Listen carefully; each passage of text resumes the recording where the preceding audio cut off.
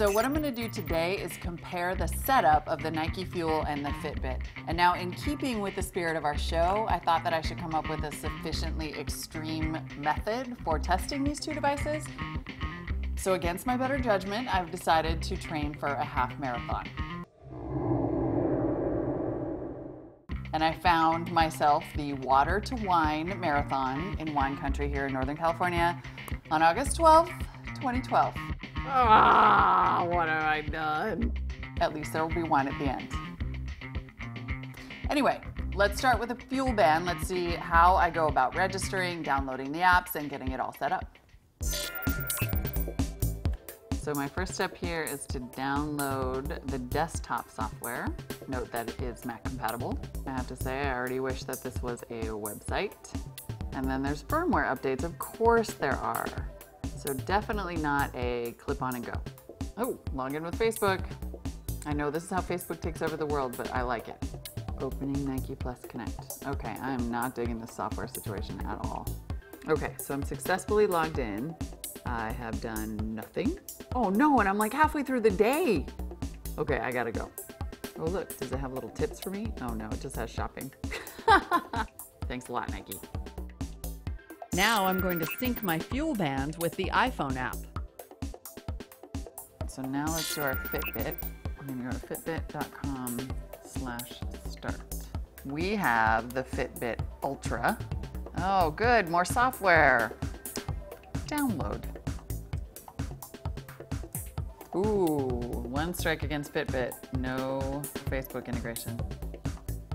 Ooh, it'll say my name. Okay, I like that bonus point. So I am going to install the Fitbit app on my iPhone. I do like that with the Fitbit app, I can track all of my activity and enter my food because I was a big fan of the MyFitnessPal app. So that's kind of cool. Oh, neat. I like the little animations. And a data point. Man, Fitbit is cool. Done. Seriously, it is making me sweat just trying to do all the registration and the software installations and the firmware upgrades. This should all be on the web or just on my phone, and it should not be this hard. I know I'm never gonna have to touch these things again, but oh my God, I hate setup. So one thing I don't like, I know I can use the cable, but it's obviously easier to plug the Nike Fuelband directly in like this, but then it's such a stiff little thing that it pushes on the delete button. Although it's not nearly as clunky as trying to pull the Fitbit off this thing without feeling like you actually destroyed it. All right, so I have my Fuelband on. I'm gonna clip on my Fitbit. It is now time to exercise. Wish me luck.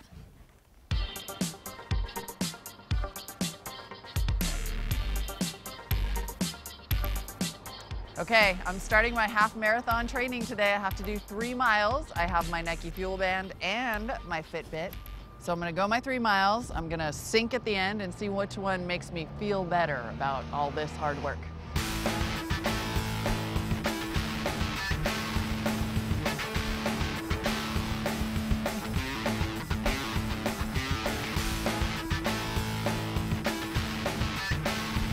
Okay, we did it.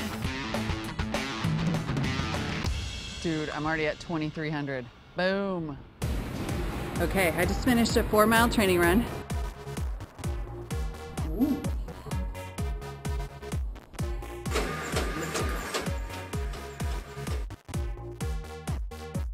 Forgot the Fitbit. Ugh. I just finished a 4-mile run. Yep. I think I lost the Fitbit.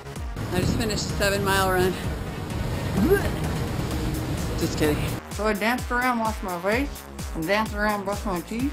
All trying to hit that magical goal. All right, I've been comparing the Nike Fuelband and the Fitbit Ultra for about a month now, and I am ready to declare a winner. First, though, I'm gonna compare and contrast these guys.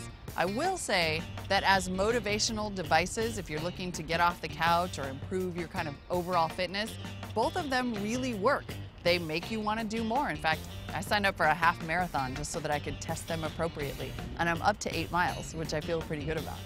All right, let's start with the Fitbit Ultra. For one thing, it's very unobtrusive. You can see it's really small. It clips on snug, so it never falls off. And wherever it is, you kind of don't feel it.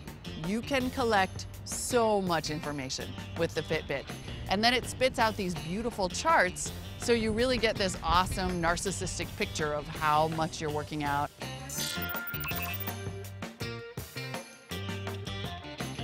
The downside, though, is that if you get a little bored or fed up with all that data collection, then this becomes sort of a clip-on paperweight. Also, the clip-on factor, a bit of a downside because it's really easy to forget. In fact, I've had a problem where I've changed out of my street clothes into my gym clothes and left this clipped onto my jeans. But the biggest downside of the Fitbit for me is that it does not sync wirelessly. You actually have to plug it into a base station, which just feels totally early 2000s. All right, pros and cons of the Nike Fuelband. I gotta say, the biggest pro of this thing is the simple convenience. It's so unobtrusive and so easy to wear that I almost never forget to put this guy on. And the LED displays are kind of futuristic and cool. The other thing I love is Nike's gamification. Every time I get a new goal, or I get a streak going, or I exceed my goal by a certain amount, I get this adorable little animation. That stuff seems small, but it really works, and it makes this a lot of fun. The other plus is that this syncs wirelessly with the iOS app. I don't know why Fitbit doesn't have that.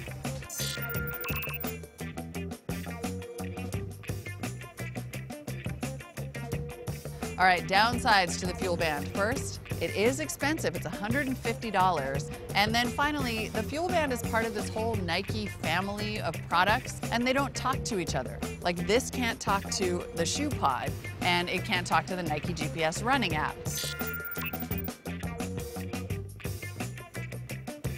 But those are all the cons I can think of. So when it comes down to declaring a winner in this road test, for me, it's the Fuelband.